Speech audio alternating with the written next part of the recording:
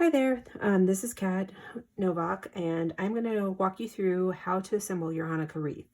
So this one's a little different from what I've done in the past. This one is using what we call a working wreath. So the ties and all are already on here for you. So you're just going to want to, for the first step, is go ahead and kind of pull them up so they're upright, because we're going to be using them to attach the mesh. So it might be twisted, untwist them, and in some cases they get fed through the two wires, and I just try and get maximum out of there.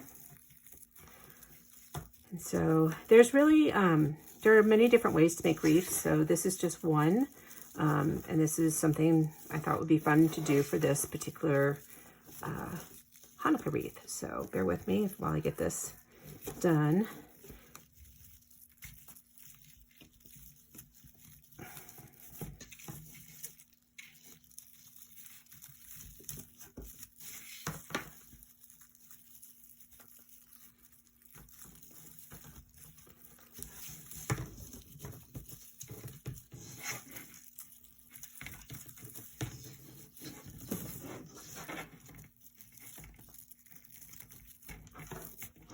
Okay, so now we have all the little pipe cleaners already up. Now you're going to get a roll of this blue and silverish mesh. You'll either get it on the roll itself or loosely rolled. Either way, it's the same.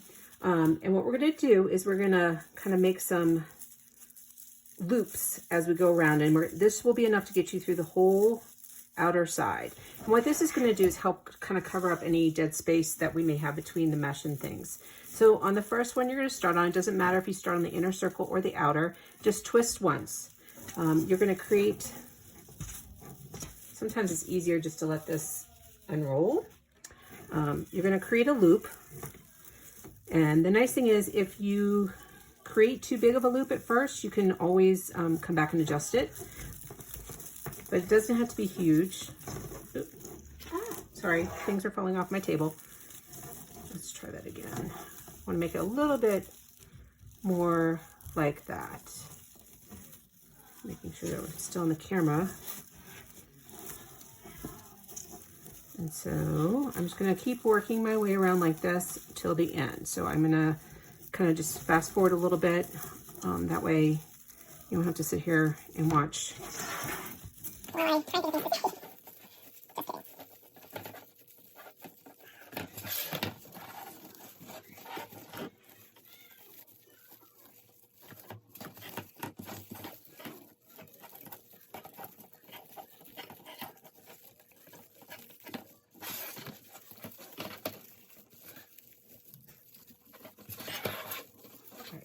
So I'm slowing it down here because I want to show you, I'm back to where my first one was. So I'm going to actually untwist this first one and add this one into it.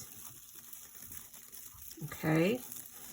Now I'm going to retwist that once, like that. And now I'm going to go move down to the outer circle and finish doing the same thing all the way around. So I will do two and then I'll fast forward. So one, and sorry, I'm trying to keep my hands out. And there's two. I'll fast forward.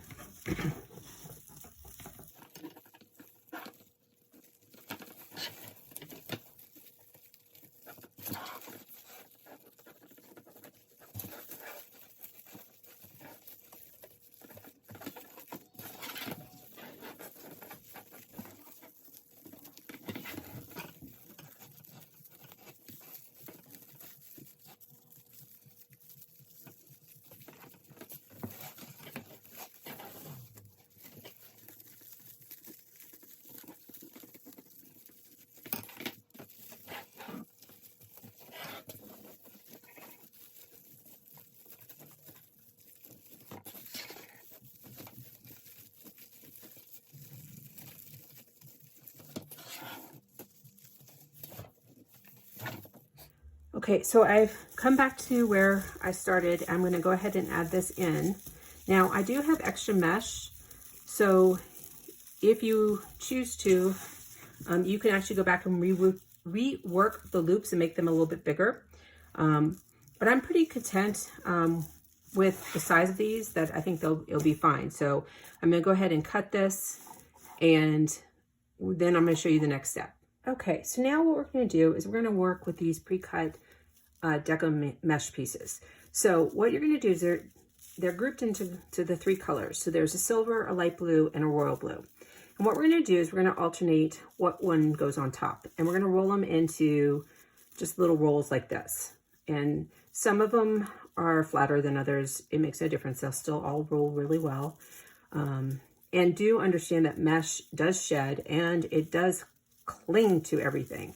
So they tend to snag things like clothes and the ribbon and everything. So just keep that in mind. But it's, you know, it's all fine. So I'm starting with the light blue on top for this one, and just pick any. Oh, and what we're going to do is we're going to open up those twist ties, letting the base mesh not lift up.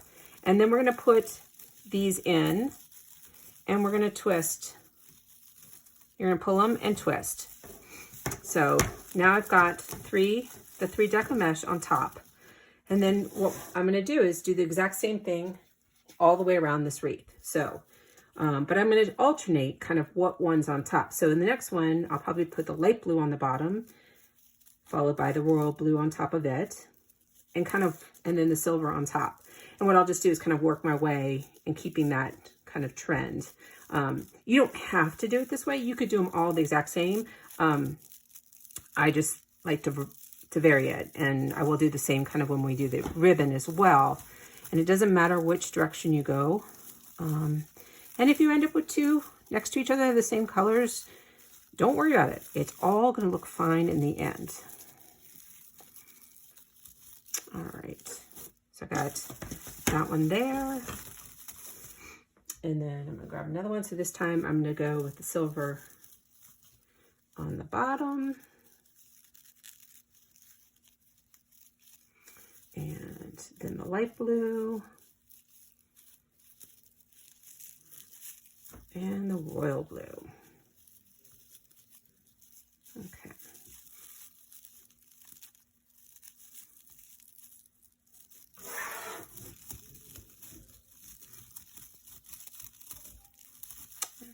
I'll put that one in and twist it. Okay. So now I'm going to keep doing that all the way around, and I'm going to kind of speed up. And so you can pause it or stop it and come back, however you want to work it.